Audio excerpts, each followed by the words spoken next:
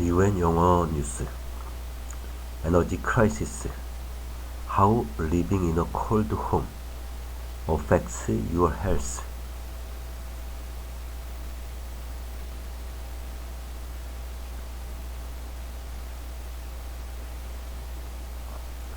With the world in the grip of a global energy crisis, hundreds of millions of people are now facing fuel poverty this winter as they struggle to keep their homes warm. The consequences could be wide-reaching and long-lasting, finds Chris Baraniuk.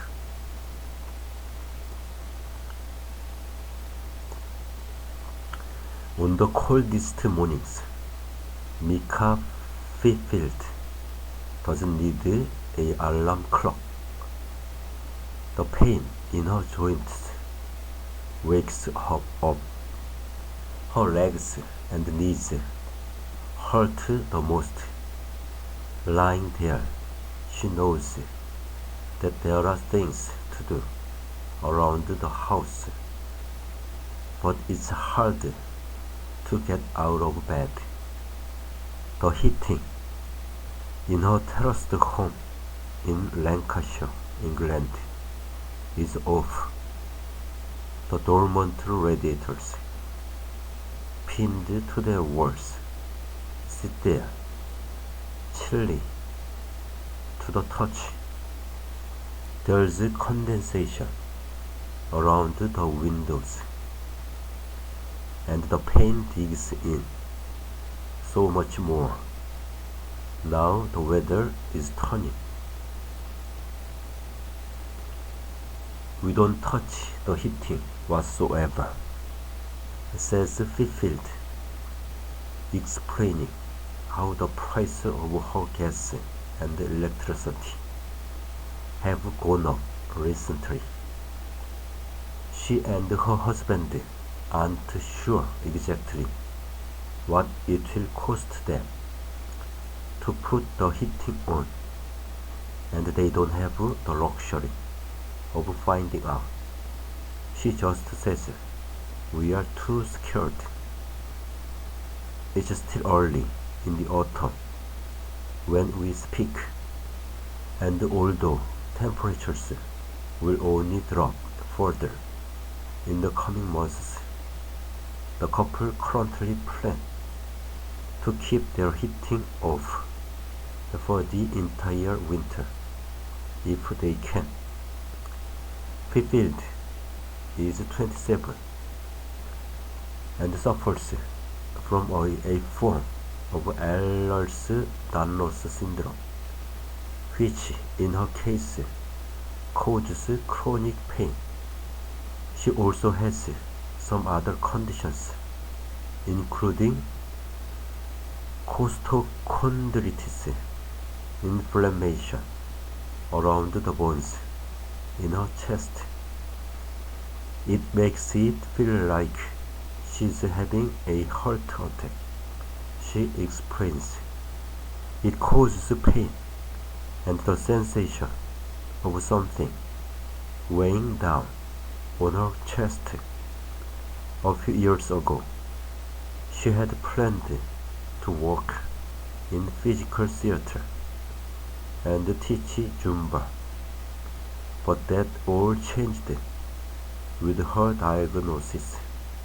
She is unable to work but receives benefits from the government while her husband works part-time and helps to care for her.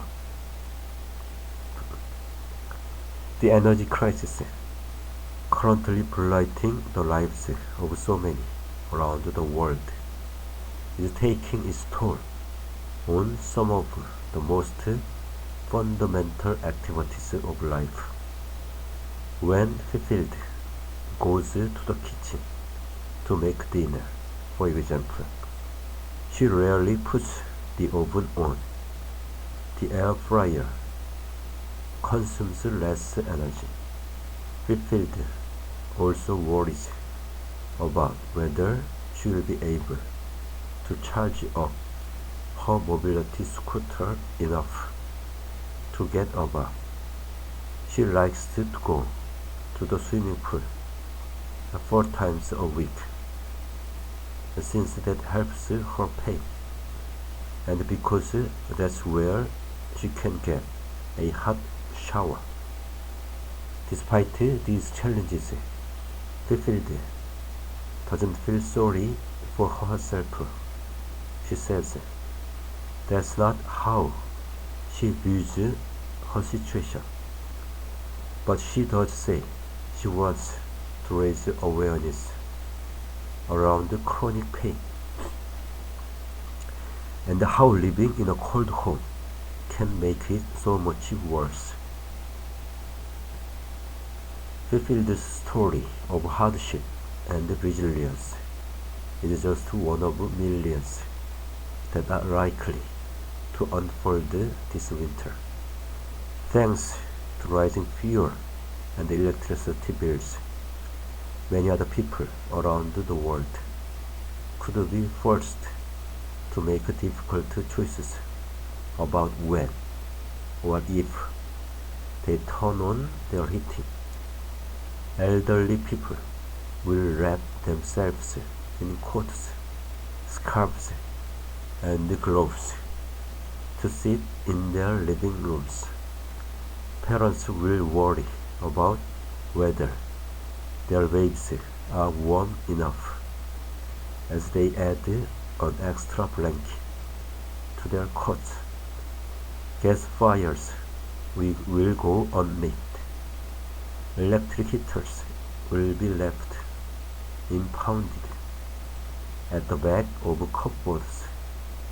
Couples will argue about whether now is the time to adjust the thermostat and fire the boiler at last. There is no choice, but no money to pay for it either.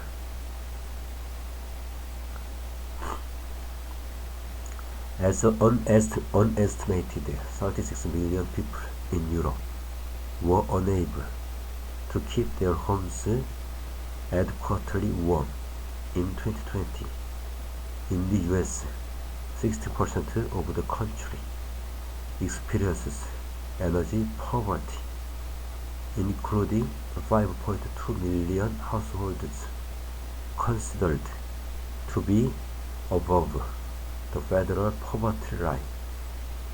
And in China, 24 to 27% of middle-aged and older adults are estimated to live in energy poverty, with the volatile energy market sending prices soaring and the possibility of blackouts and gas shortages looming, particularly in Europe.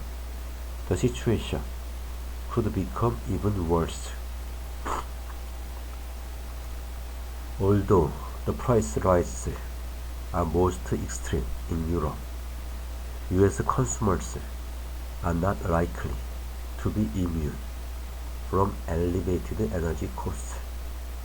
The International Energy Agency, IEA, has warned that the world is in the midst of its first truly global energy crisis, largely triggered by Russia's invasion of Ukraine.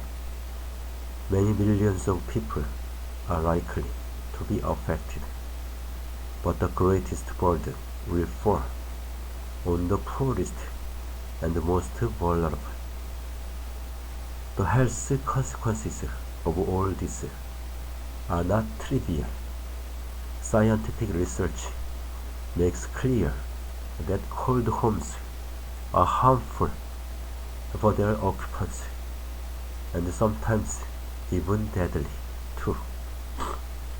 There is a higher risk of stroke, respiratory infection, and falls or other injuries due to people's reduced strength and dexterity in low temperatures. Cold homes can have both short and long-term consequences for a person's health, well-being, and even their opportunities in life. Now that the Northern Hemisphere's summer of 2022 is passing into memory, doctors are already speaking to patients concerned about chilly conditions in the coming months.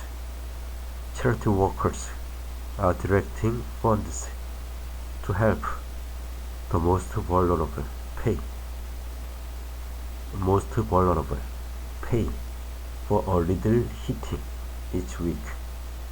Some organizations are planning to hand out parcels of warm clothes or set up warm spaces to which people can travel if they are able to avoid shivering at home. Some health experts argue that this is not just a fleeting moment of hardship. They say it is a public health dilemma, and we ignore it at our peril. It is mid-morning at a food bank in West Belfast, Northern Ireland. Carrier bags stuffed with food sit in rows on shelves, ready for delivery. There are boxes of breakfast cereal, tins of soup and beans, packets of pasta and nappies, laboring by a shopping trolley filled to the brim with boxes of cooked ham donated that morning by a local business is Paul Doherty. He is a poverty campaigner, the former political candidate and volunteer who founded an organization called Food Stock, which runs this food bank. He soon packs the ham into a large fridge. Food Stock is one of several charitable organizations providing food aid in Belfast, but it alone supports around 400 households, and numbers are rising, says Doherty. He and his fellow volunteers offer a lot more than food. There's help with benefits and free clothing, including school uniforms at certain times of year. Now that autumn has arrived, conversations with locals are increasingly turning towards the cost of heating. To be honest with you, it's people at their wits' end, he says. You will see the worry and the despair in their face. He stresses that fuel poverty is not a new phenomenon. Earlier this year, he says he met an elderly man who, like fulfilled plans to, in the coming months, kept his heating off throughout the entire previous winter. Lately, Doherty has had early morning calls from distressed parents. They've got up to get the kids ready for school, but the house is freezing. We are seeing whole families sitting around a dinner table wearing coats, That is a reality. I've seen that multiple times, he says.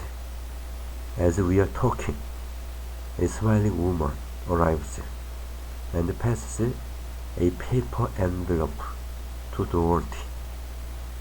It's a financial donation that will go into a fund to help pay for people's heating, he explains after she leaves. Health issues come up frequently in conversations in the community, he adds. He hears about children with asthma, people who say their mental health is suffering due to the unrelenting misery of living in a frigid house. They worry, they withdraw to fully understand why this is such a problem. It's important to get past the misconception some may have that a cold house is merely uncomfortable. Low temperatures affect the very functioning of our bodies, says Dame Margaret Whitehead, professor of public health at the University of Liverpool in the UK. Take blood as an example. When the mercury drops, our blood vessels narrow slightly. This raises blood pressure and hampers circulation. Our blood also becomes thicker, partly due to an increase in the levels of a protein called fibrinogen and other molecules that cause clotting. The ultimate consequence of these changes could be a stroke or heart attack.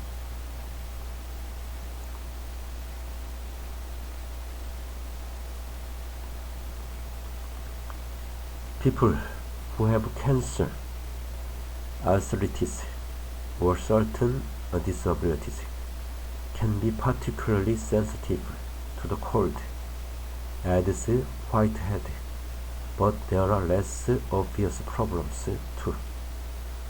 Consider those who may choose to wear a coat indoors or a pair of gloves to keep the cold away. If you've got all sorts of layers on, it certainly would restrict your mobility, says Whitehead. For an elderly person, for example, that could increase the chance of having a fall or some other injury at home. As for chronic pain, not everyone who experiences it reports worsened symptoms when it is cold, as Mika Fifield does, but there are plenty of examples. A 2016 case study described a woman with Ehlers-Danlos and other conditions who noticed that pain in her arm and nose was present mostly during spells of cold weather. Sitting at home on cold days certainly doesn't help, says Fifield. If I'm doing something like reading while I'm holding my phone, the pain will start in my arm, and then it kind of just spreads. Besides the direct effects of low temperatures, other environmental factors in cold homes can impact people's health, such as damp and mold, which are more common in poorly heated houses.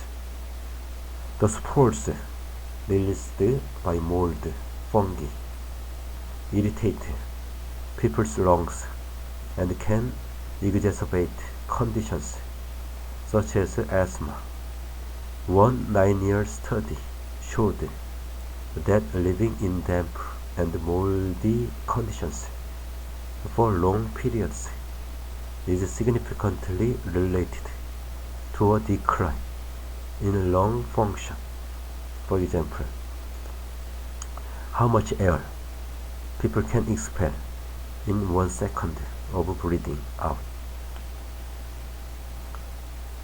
Children living in damp, moldy houses have an increased risk of respiratory infections. This has worried public health experts, given that some children's immunity might already be impaired as a result of the pandemic lockdowns. Even the very youngest children are at risk. Ian Sinha, a consultant respiratory pediatrician, treats babies born preterm at Elder Hay Hospital in Liverpool, UK. Some of these babies require mechanical ventilation and are sent home with oxygen supplies on their original due date, so long as they are ready to leave hospital. You can't really envisage a more vulnerable group of children than that, he says on the phone to me, as he catches a few moments break one afternoon in early November. At the time, he's running a busy clinic for babies like this who are now a little older and eligible for vaccination against bronchiolitis. We send them home to houses where there's structural problems with damp and mold, where the house isn't warm enough, he adds, lamenting the health impacts poverty has on tiny bodies.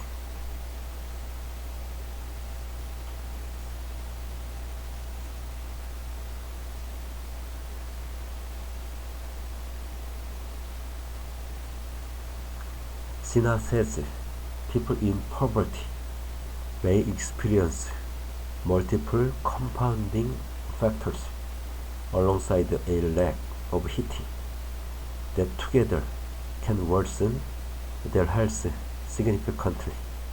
It's often not just that the radiators are never on, but also that there's no decent food to eat, and the air quality indoors is bad as well, he explains.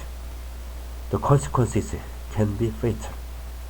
A 2011 report from University College London's UCL Institute of Health Equity, known as the Marmot Review, estimated that 21.5% of excess winter deaths in the UK were attributable to cold homes. The figure changes year after year, but can equate to several thousand deaths in a single season. In 2020 to 21, for example, 63,000 excess winter deaths were recorded in England, 10% of which were estimated to be directly attributable to fuel poverty, according to the latest edition of the Marmot Review, authored by Sinha and colleagues, which was published in September. The review warned that around 50 million people in the UK, 55% of the country's households, could fall into fuel poverty by early 2023, which might not only result in thousands of additional deaths, but would also blight the development of millions of children. There's a really complex web of things that leads to the increased rates of excess deaths, but ultimately all lead back to poverty. Sinha says there is little doubt that cold homes can kill full, but they can also simply worsen people's overall health and affect their quality of life. One US study published in 2019 found an association between cold weather and a rise in dementia-related hospitalizations. Other research reveals just how widespread the connection between fewer poverty and poor health really is. Harriet Thompson, an expert in global social policy at the University of Birmingham in the UK, published a paper in 2017 with colleagues that analyzed data from a major survey across 32 European countries.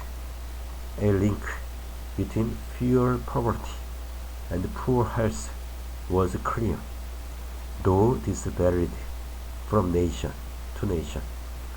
An updated version of this research by Thompson, which has not yet been published, suggests that depression is closely associated with energy poverty, and that this association was more pronounced in poorer countries. A separate study by researchers in China suggested that energy poverty has a significant detrimental impact on people's mental health. If there's someone in the household with a chronic illness or disability, there are much higher rates of fewer poverty, says Thompson. We are seeing that across the board. Certain ethnic minorities may be more prone to such problems, adds Thompson, not least because many minorities are often at great risk of poverty to begin with. But take people of a black African or black Caribbean background, who are much more likely to have sickle cell disease. This term refers to multiple conditions in which people's red blood cells are unusually shaped. Sometimes that leads to painful episodes called sickle cell incidents or crisis. Cold is a trigger for a sickle cell incident, says Thompson. A 2015 review found that it was very real for people with sickle cell disease. Was widely reported by patients and also mentioned in textbooks. However, the authors added that there was surprisingly little scientific evidence to explain exactly how temperature or temperature changes might affect sickle cell incidence. One physician who says lower temperatures have a very direct impact on sickle cell crisis is Ronnie Chung, a consultant pediatrician in London. The patients who visit his clinic come from diverse backgrounds, and income brackets. He says he has already spoken to parents this autumn who are upset over the fact that they have not been able to heat their homes as much as they feel is necessary. This is a very real thing that we are seeing, says Chung, recalling one who recently burst into tears in his office as she described her situation. All of the above problems are on Chung's mind, he says, but so too is the fact that fuel poverty can derail children's development in other ways and have potential long-term consequences. For example, young people from low-income households might miss out on school if their health suffers from during cold spells. You can't get that time back, says Chung. In a 2009 study in New Zealand, researchers installed heating devices that boosted temperatures in the homes of hundreds of children with asthma over winter. Compared to the control group, those children experienced 21% fewer days of absence on average. Other research has shown that children from families experiencing energy poverty tend to do less well in school in general, and also suffer from bullying, stigma, and social isolation. Tammy Boyce, one of the lead authors of this year's updated Marmot Review from UCL's Institute of Health Equity on the health effects of fuel poverty, says that living in a cold home during childhood can ripple across the rest of a person's life. Certainly, families that can afford a little heating might be restricting it to a single room in a household, she suggests. What does that mean for young people trying to do homework or different members of the family being forced to live in one room or two rooms? Asks Boyce. The answer is poorer mental health and educational outcomes, among other problems, according to her and her colleagues' research.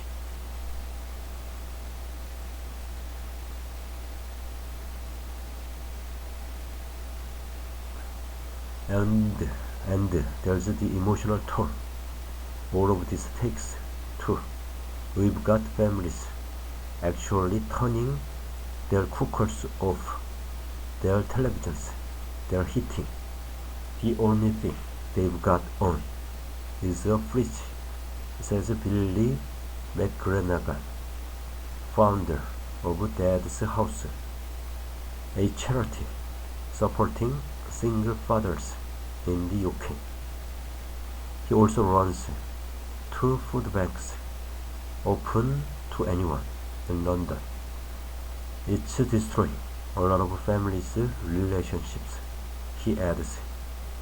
Some householders are walking on eggshells because there's no money to pay for a child's much needed new shoes, for example.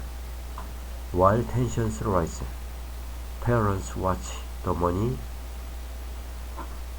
in prepayment gas meters tick steadily downwards, knowing that the heating will soon run out again. McGrenagan says he can tell that the people he speaks to are embarrassed about this, but that they feel anxious. He says it's obvious from their tone of voice, their body language. With the harshest months of winter still ahead, the outlook seems very bleak, but there are people like Matt Granavan who are trying to help. Back in Belfast, on a second visit to food stock, I meet Dorothy outside a small church hall on a quiet residential street. The church leaders have loaned him the key, and when the metal shutter rolls up and he opens the door, we step inside to an incredible bounty of heat. It's really warm in here, I remark, genuinely startled at how toasty the room is. Yeah, it's a great system. That was the thinking behind using here. It's great, says Dorothy, pacing across the floor enthusiastically. The heat radiates from below. It must be 23°C at least, I estimate, loosening my scarf. In just a few weeks, this will be the site of what Dorothy describes as a warm community space. Every Monday, the venue will be open to locals, including those who aren't able to heat their homes.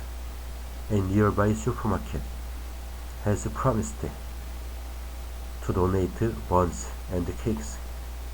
Dorothy excitedly explores the kitchen to one side of the hall, where people will be able to make coffee and tea. There will be arts and crafts and other activities, so visitors will have lots of reasons to come and enjoy the warmth. He and his fellow volunteers are organizing 2 additional warm spaces besides this one. The prospect of so-called warm banks spring up in places across the UK this winter, including in public libraries, churches, and galleries, has prompted disbelief from some members of the public. But Dorothy says the need is real. Many of the people food stock supports live alone in cold houses. He explains a warm, friendly space provides a sociable alternative. People in the UK looking for warm places to use over the winter can now find examples of such sites near to them via a virtual map set up by the Warm Welcome initiative. Dorothy has also spent the summer stockpiling donations of winter clothes, fleeces, summer underwear, coats, scarves, gloves, and more to be packed in tote bags and distributed to people in the community. This won't be the first year Foodstock has distributed warm packs, but demand could be particularly high this winter, Dorothy says. There are more or less emergency interventions. Perhaps the only things some people will have to prevent them from freezing at home. The British government has also offered financial assistance to a point with energy bills, and organizations such as the Fuel Bank Foundation offer prepaid top-up cards via local retailers for people who have run out of money for gas. For example, Matt Cole, head of Fuel Bank Foundation, says he has already noticed soaring demand well before the arrival of winter. Changing attitudes towards heating, in which it is increasingly viewed as a luxury, concern him, he adds. This acceptance that it's okay now to be without energy, that's the norm, that worries me actually, because it's not normal.